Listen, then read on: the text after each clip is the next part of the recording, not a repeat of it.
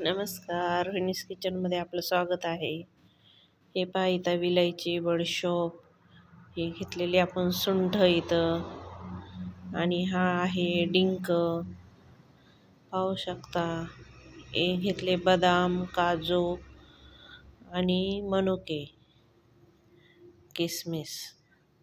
आपण ही बडीशोप भाजून घेणार आहोत आणि थंडीसाठी इथं आपण लाडू बनवत आहोत थंडीचे, जे पौष्टिक असे मुलांना खाण्यासाठी.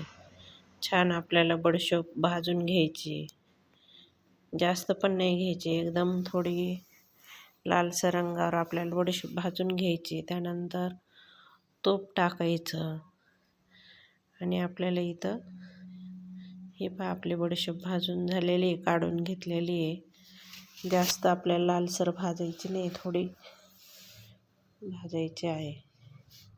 इथं पहा आपण तूप टाकलेलं आहे आणि थोडा थोडा डिंक टाकून असं तळून घेणार आहोत.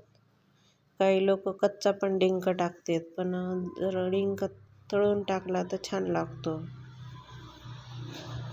लाडू खायला. पहा आपल्याला असा थोडा थोडा डिंक सर्व तळून घ्यायचा आहे. काजू, बदाम ते पण आपल्याला तेलावर असे तळून घ्यायचे, थोडंसं गोल्डन रंग होईपर्यंत.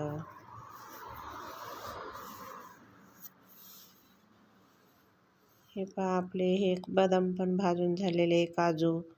आता इथं आपल्याला बेदाणे पण भाजायचे, मनुके. हे पण छान आपले भाजून झाले का ते पण काढून घ्यायचे. त्यानंतर आपण ह्याच्यामध्ये आणखीन तूप घालणार आहोत, 2-3 चमचे. ह्याच्यात आपण अजून तूप ॲड केलेलं आहे आणि डिंक थोडा वाटत होता म्हणून डिंक परत आपण इथं तळून घेतलेला आहे. तर मी इथं अर्धा किलो पीठ घेतलेले, थोडंसं कमी आहे अर्धा किलोला. आणि ह्याच्यामध्ये आपल्याला 1 वाटी बेसन पीठ, रवा घालायचा आहे. बारीक जो रवा आहे तो घालायचा आणि छान भाजून घ्यायचा आपल्याला लालसर रंग होईपर्यंत. इथं पहा आपण सर्व मिक्सरमध्ये काढलेलं आहे. इथं हे अगोदर बडीशोप वगैरे काढलेले आहे, सुंठ, विलायची, त्याच्यानंतर बेदाणे टाकले, काजू, बदाम हे टाकलेले आहे. इथं आपण खाली खारीक खोबरं जे आहे ते रेडीमेड दळून आणलेलं आहे. इथं पहा हे डिंक पण आपल्याला दळून घ्यायचं आहे मिक्सरमध्ये. ह्याच्यामध्ये आपली खारीक 1 किलो आहे आणि खोबरं 1.5 किलो आहे. असं हे आपलं मिश्रण आहे, जे दळून आणलेलं गिरणीतून. हे पहा आपण हे छान एकदम मिक्स करून घेतलं का त्याच्यानंतर आपल्याला ह्याच्यामध्ये पीठ घालायचं आहे. आपण जे भाजलेलं आहे गव्हाचं, रवा आणि गव्हाचं पीठ अर्धा किलो तूप टाकून आपण छान लालसर रंगावर भाजून घेतलेलं आहे. ते ह्याच्यामध्ये आपल्याला मिक्स करायचं.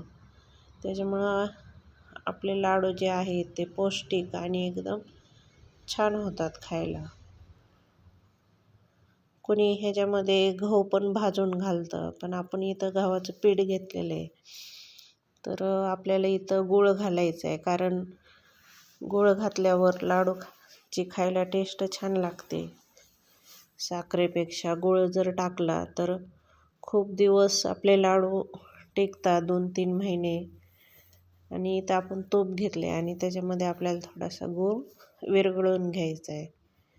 आपल्याला इथं चाचणी करायची नाही, फक्त गूळ वितळून घेतला आहे आणि ते पूर्ण मिश्रण ह्याच्यामध्ये घातलं आहे आणि छान हलवून घ्यायचं आपल्याला. पहा आपला गूळ इथं चांगला वितळून झालेला आहे, तर त्याच्यामध्ये मिक्स करायचं. तुम्ही ह्याच्यामध्ये जायफळ पण घालू शकता. आपण इथं नाही घातलेले जायफळ, इथं आपण विलायची आणि बडीशोप घातलेली आहे, तर तुम्ही जायफळ पण इथं घालू शकता.